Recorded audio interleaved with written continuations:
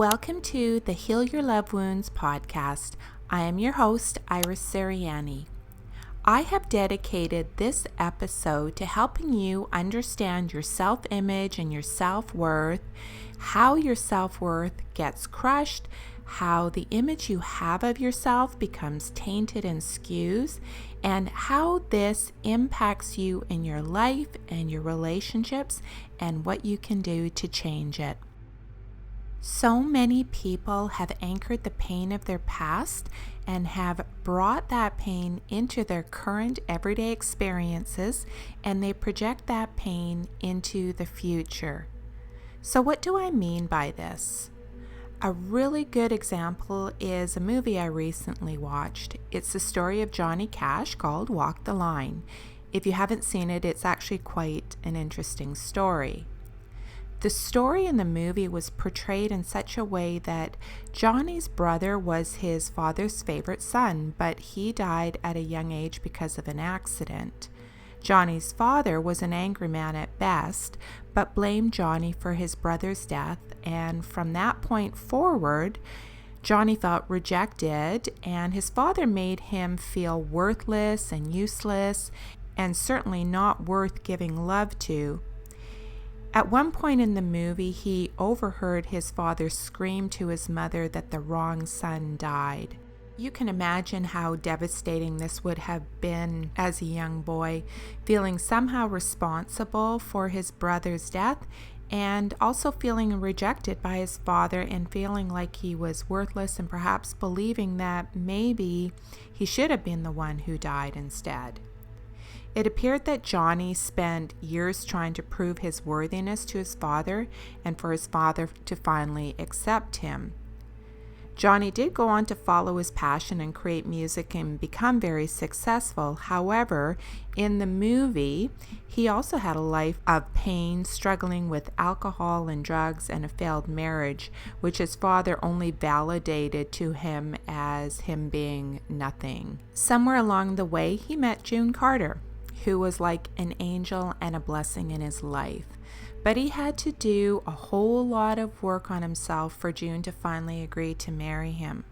According to the movie, June and her family helped Johnny to detox and get clean and supported him in his recovery. But he also needed to get to the point where he saw that he needed to make the changes and finally come to terms with his past. The movie really was about forgiveness and healing. Johnny had to figure out that he was still worthy of being loved and accepted, even without his father's love and acceptance. As young people, we don't know anything other than what is being shown to us by the things said to us, and even the things that aren't said to us, like, I love you or I'm proud of you, and the things that we see and the things that happen to us. I know of people who have been abused by family members and community members. I know of people who witnessed a parent being abused and grew up in homes with addiction and violence.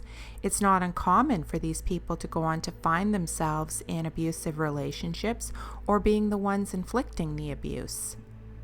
I know of people who were told they were useless, would never amount to anything, and not worth the skin they were in. These people may find themselves in unhealthy relationships, never believe they have the ability to reach a goal, and always settle for what they can get. I know of people who were bullied and tormented in school.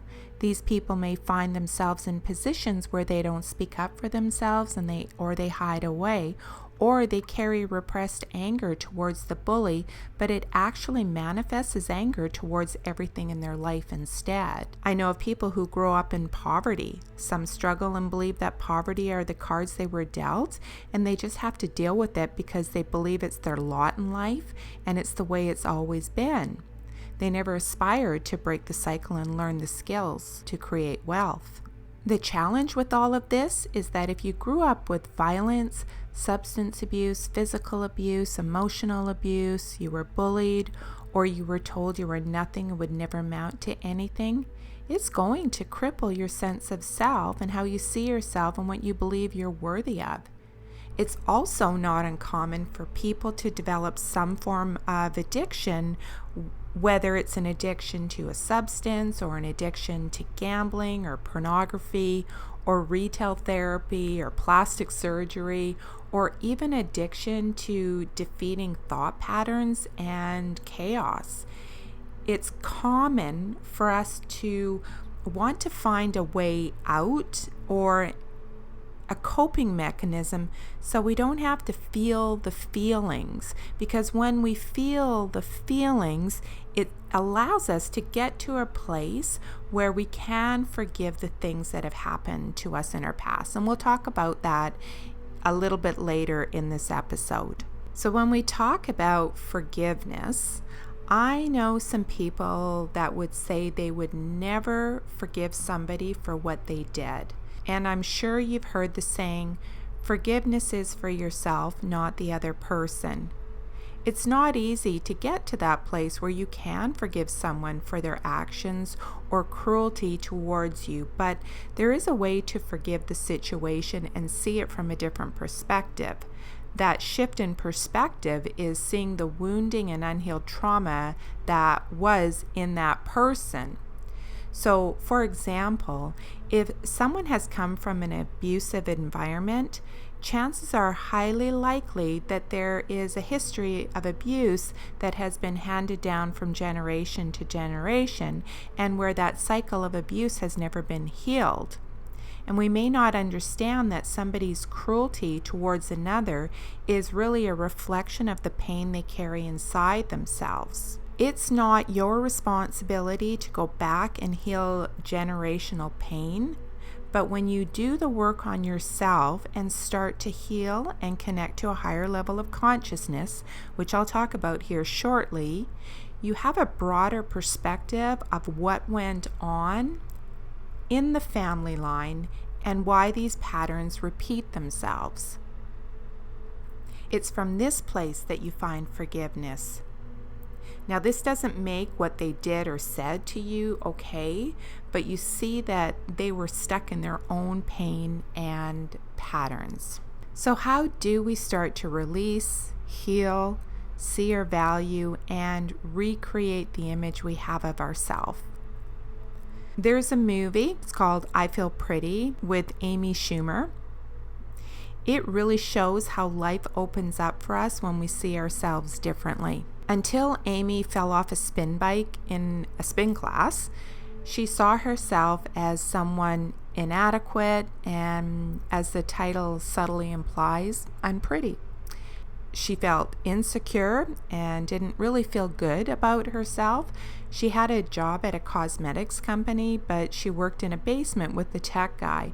Both were hidden away. When she fell off the spin bike, she hit her head and was knocked unconscious. When she came to, she saw herself completely different. She looked in the mirror and saw a slender and toned person instead of how she saw herself previously, overweight, perhaps undesirable, and lacking the courage to really put herself out there and have a great relationship or go to a higher position in the company. She became a bit of a powerhouse for a bit, and it's quite a funny show if you haven't watched it. But if only we could temporarily be knocked unconscious and wake up seeing ourselves as the powerful people we are, but sadly it's not that easy. I mentioned earlier that we have so many distractions from how we're feeling and any pain that we're feeling, and a distraction from letting any of those emotions come up in the form of substance or addiction and gambling and pornography and chaos and any way that we can numb our feelings. But what if we didn't do that?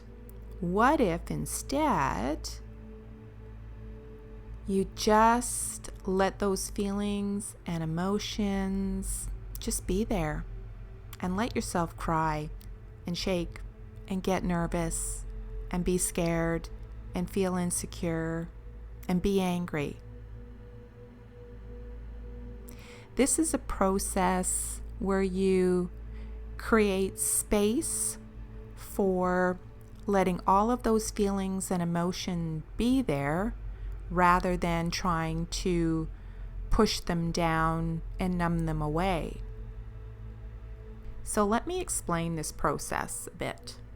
As you move about your day, you will notice with some awareness that you're being triggered or when you're being triggered. So for example, triggers show up during conversations that we have with people, and when somebody says something and it just sits with you wrong or makes you angry, or it reminds you of something someone else said once, or reminds you or puts you back into a time of your life when you felt a certain way, that's a trigger that's invoking a feeling or an emotion. Now, most people's tendency is to go to their distraction. And there's another distraction that I haven't mentioned, and that is the social media and binge watching distraction. Okay, so what if you didn't do that though? What if you didn't do that thing that you do and instead let yourself feel and have emotions that are coming up, like anger or jealousy, or you cry? When you do this, you will find that the energy around the emotion starts to dissipate. And this is not usually a one-shot deal. It takes practice and time and the desire to want to feel better. And some people are just not there yet. They just aren't ready to heal yet, and that's okay. We would think that, or we would like to think that, okay, if you sit down and you have a good cry about something that somebody said or the way you were feeling about something, that once you cried it out and hugged it out, that it would go away. Sometimes it does that. Sometimes there are little things that we move through that seem to wash away. But when we're talking about pain and self-image and how we value the value that we place on ourselves, this is just not a one-time somebody said something that hurt your feelings. This is something that is buried deep within, and a lot of times we aren't even aware of how deep things are buried within. We've become so comfortable just pushing it all down and distracting ourselves from what's really underneath there. But we also have a real life experience of how unhappy and unsatisfied we are. Recently, I did a podcast. It was called The Rebound. And in that podcast, I talk about why people rebound, why it's so difficult to let go. And one of the points that I made was that some people aren't ready to do the work. They would rather move into a new relationship straight away because they don't want to feel the hurt or the rejection or the abandonment or how they were feeling unworthy or whatever it was for them. And that's okay. There's nothing wrong with that, because when people are ready to do the work and start healing and changing themselves and believing in themselves and trusting themselves and seeing themselves in a different way, they'll start doing the work. So if you're in this place and you're sick and tired of feeling sick and tired and looking for some pain relief, feeling your feelings and those emotions is a really good place to start. And I want to say something about this pain relief, because as you're going through this process of feeling, it actually brings up more pain.